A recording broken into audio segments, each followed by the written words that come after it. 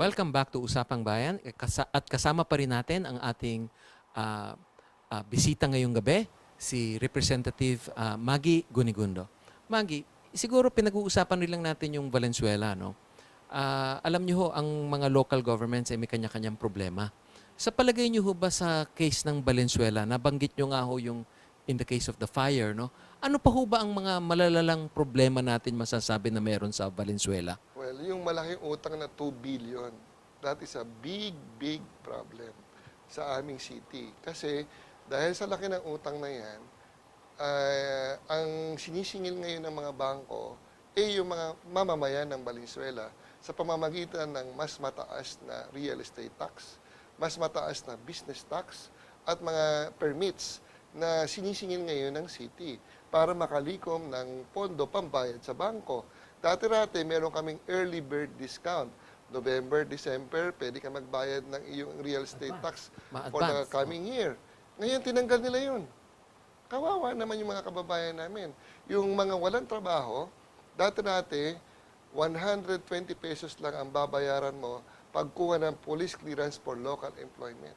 Wala na nga trabaho ngayon, sisingilin mo ng 300 pesos. Pagkatapos yung business taxes, tumaas ng 300%. Kaya ang dami naming imbitasyon ng mga negosyante for the groundbreaking ceremony nung factory nila na itatayo sa ibang LGU. Ay, Sa May Kawayan, sa Marilao, at ang masaklap dito, bit-bit nila yung job opportunities. Kasi from Valenzuela, ililipat mo yung factory mo sa ibang LGU, which is May Kawayan. Ang mga kababayan namin, hindi susunod doon magtatrabaho. Bakit? NCR kami. Mataas ang minimum wage rate namin dito, 486 a day. Lilipat ka ng May Kawayan, although malapit lang siya. Region 3 yun. iba na. 385 lang, 100 pesos ang baba. O, mamamasahe ka pa, mas maliit pa sweldo mo, paano ka mabubuhay niyan? So, yun ang isang problema na hinaharap namin. Tapos, yung kagustuhan nilang ma-retire kagad itong utang na ito, pinaliit nila yung budget ng health services. Yung social services namin, ang pangit-pangit. Nagpatayo sila ng Valenzuela Emergency Hospital doon sa Barangay Dalandanan. Sa unang tingin, wow, bago, ang ganda. Pero, kulang ng budget, kaya walang mga espesyalista sa pedya, sa cardio, so on and so forth. Kulang ng laboratory equipment, kulang ng gamot. Ang daming nawawala ng buhay doon sa ospital na ito. And to top it all, George and Rich, ang DOH, in-examine at in-evaluate sila. Ang Valenzuela Emergency Hospital, dinowngrade. Hindi na siya hospital. First aid clinic na lang ang kanyang category. Ganon kapangit ang serbisyo. Pero paano ho naman nangyari na nagkaroon ng utang ng 2 billion ang Valenzuela? Kailan ho ba nag-umpisa yung utang na Well, yun? nag-umpisa itong utang noong 2004, nung yung isang gatsalya ng umupo. After 9 years, ito naman kapatid ng umupo. At yun ang aking makakalaban sa 2016. So, through the years, 12 years na silang nasa power sa City Hall. Utang ng utang ng utang ng utang. Nagpapagawa sila. Hindi ko lang alam kung doon lang lahat napupunta, kung ano-ano mga pinapagawa nila.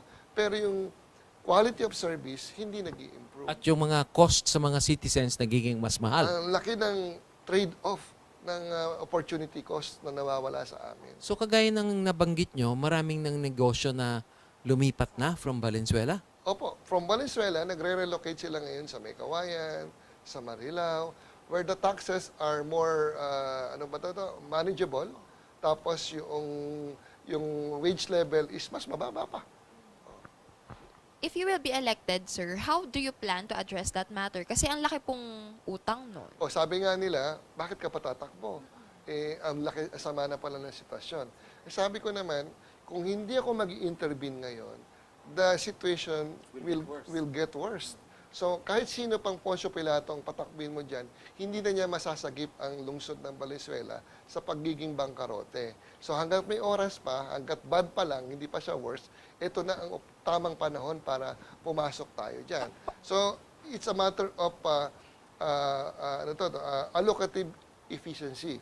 Resources mo dapat ayusin mo yung priorities mo para nang sa gayon, kung ano yung dapat i-retire na debt service requirement natin, hindi tayo masira doon sa bangko. At the same time naman, yung mga, ito palang credit facility na to nagamit lang sa korupsyon. Dapat yan, kasuhan yung manager niyan. Kasuhan yung LGU officials na pumasok dyan. Kasi hindi pa pwede yung ganyan na mangyari sa amin, sa Valenzuela.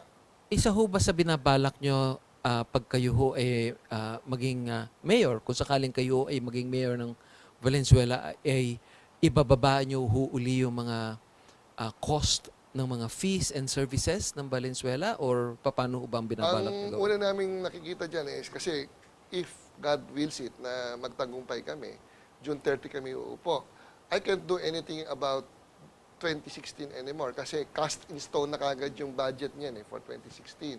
Pero for 2017, doon kami gagawa ng mga remedial measures sa budget ng 2017.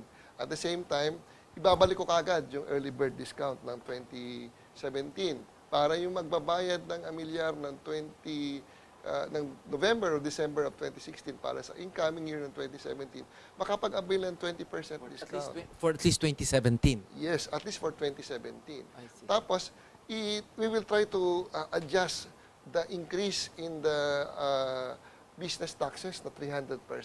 Kasi yun ang isang malaking problema Wow, napakalaki ng naman, no? mga businesses, establishments doon sa aming lugar. Small, medium, and big manufacturing companies. Lahat sila nag-iiyakan ngayon. Ano ho ba ang unemployment situation sa Valenzuela in comparison to the rest of Metro Manila? Well, basically, it doesn't go beyond or under the present unemployment rate, yung national natin. Ang problema dyan kasi, palagi namang hindi accurate yan. Hindi accurate ang ating employment statistics. Saka, ang big issue kasi dito, George at Rich, hindi yung unemployment yung underemployment. Yun ang big issue dito. So, yung isang problema namin na we have to grapple with is yung issue ng endo-endo. Yung bang, contractual. Every 5 months, magre-renew ka ng kontrata. Miski ho sa gobyerno, nangyayari yun. Oo, Nagiging isang casual malaking sila. problema yan. So, we will do our best to try to come up with a formula na ma-rationalize natin itong problema na to. Nang sa gayon, yun namang ating mga kababayan, magkaroon ng opportunity na mag-plan ahead. Ang hirap magplano ng pamilya kung endo-endo ka lang. Kung edad mo 23, in 10 years time, you will be 33. Pagdating mo ng 35, hindi ka na pwedeng mag-endo. Overage ka na at the age of 35. So, saan ka pupunta? Anong gagawin mo? So, kailangan pumasok dito yung mga livelihood at yung mga skills development para madagdagan ng skill. Kasi marami sa atin kaya nagiging endo, low-skilled workers sila. But if you give them skills, magiging high-end yung kanilang market, mas magiging maganda yung opportunity nila to advance in life. Tapos, ang isa pa namin gusto mangyari dyan, yung aming Valenzuela Polytechnic College at yung aming pamantasan ng lungsod ng Valenzuela, bibigyan namin ng libreng matrikula. Lahat ng mga taga-Valenzuela mag-aaral doon sa dalawang state universities na to. Kasi for the past 12 years, mayroong scholarship silang pinoprovide. Pero bayad ka pa rin ng matrikula kapag hindi ka scholar. Kami gusto namin gayahin yung sa Maynila. Sa Maynila, pag taga-Maynila ka, libre ang matrikula mo sa pamantasan ng lungsod ng Maynila. Bakit hindi natin magawa sa Valenzuela yan? Gagawin natin yan. Tapos yung ating dinowngrade na Valenzuela Emergency Hospital, bubusugin natin ng pondo.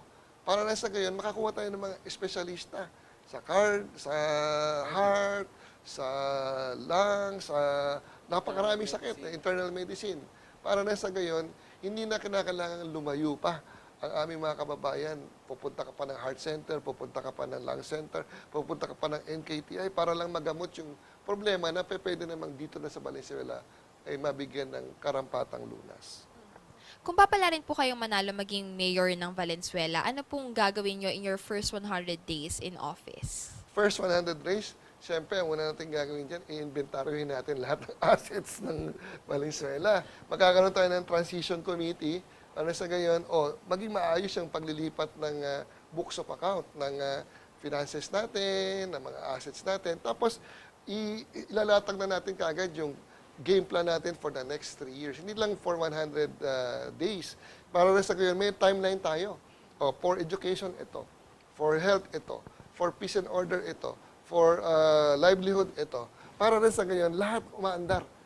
Mas madali yung ganun ng sistema kaysa yung wala kang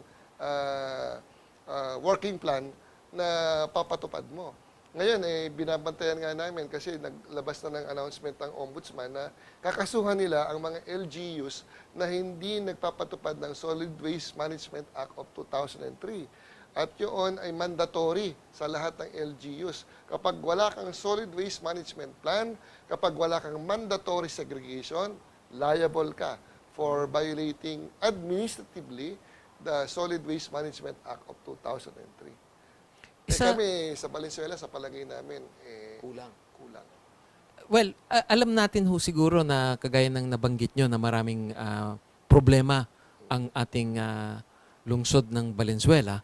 Pero sa palagay nyo naman ho na komo doon pa rin kayo nakatira, ano naman ho ang masasabi nyong mabuti tungkol sa Valenzuela? Kaya kayo ay nagtsatsagang to remain in Valenzuela. Ano ho bang magandang naman na masasabi nyo na kahit ngayon ho ay nakikita pa rin natin sa Valenzuela? Kaya namin pinagtsatsagaan ng Valenzuela dahil lahat ng mahal namin sa buhay, doon pa nakatira. Hindi naman namin pwedeng mag-alsa balutang kami, pabayaan sila doon. Doon pa nakatira magulang ko at mga kapatid ko. So, sisumikapan namin na maayos ang problema ng Valenzuela. Yung solid waste management plan natin, kailangan makita ng buong mamamayan ng Valenzuela para yung share nila, yung responsibility nila sa pagpapatupad ng plano na to, magawa nila. Pag sinarili lang ng LG yan, wala mangyayari sa atin. Meron ho bang dump site ang Valenzuela? Saan ho kayo nagtatapon ng inyong mga Merong dump basura? site yun sa Lingunan at ito ay private. Meron nga yata silang papile na expropriation proceedings para makuha yung lupa. Sabi naman namin, ang expropriation sa pilitang pagkuha ng private property. Yung may-ari naman na ito, willing naman pinapagamit yung property nila. Bakit mo kinakailangan expropriatin pa? Sayang yung perang uubusin ng city para lang mabili ang lupa na pinapagamit naman nung may-ari ng lupa sa LGU Valenzuela. Parang iba yung logic nila, hindi ko maintindihan. Bago tayo nag-umpisa ng ating programa, nabanggit nyo na isa sa mga major labor generators ang tourism, no? Sa Valenzuela ho ba may mga magaganda tayong lugar doon na pwede maging tourist attraction kahit ng mga taong taga Metro Manila? Opo, alam po ninyo ang balak na meron kasi ang District 1 kasi malapit kami sa Ubando at sa Nabotas. So meron kami mga balak na gawing parang fishing village. Kung ang Parañaque merong dampa, baka magkaroon din kami ng dampa style doon sa Valenzuela. Malapit lang puntahan at hindi mahirap hanapin. Pangalawa, yung aming Polo Brewery ng isang malaking San Miguel, that is one of the icons of our city. So gusto namin maging tourist attraction din yan. Parang pwede mag-plant tour. Plant tour, at the same time, yung historical landmark na namin yan So ang San Miguel is open to that kind of an idea.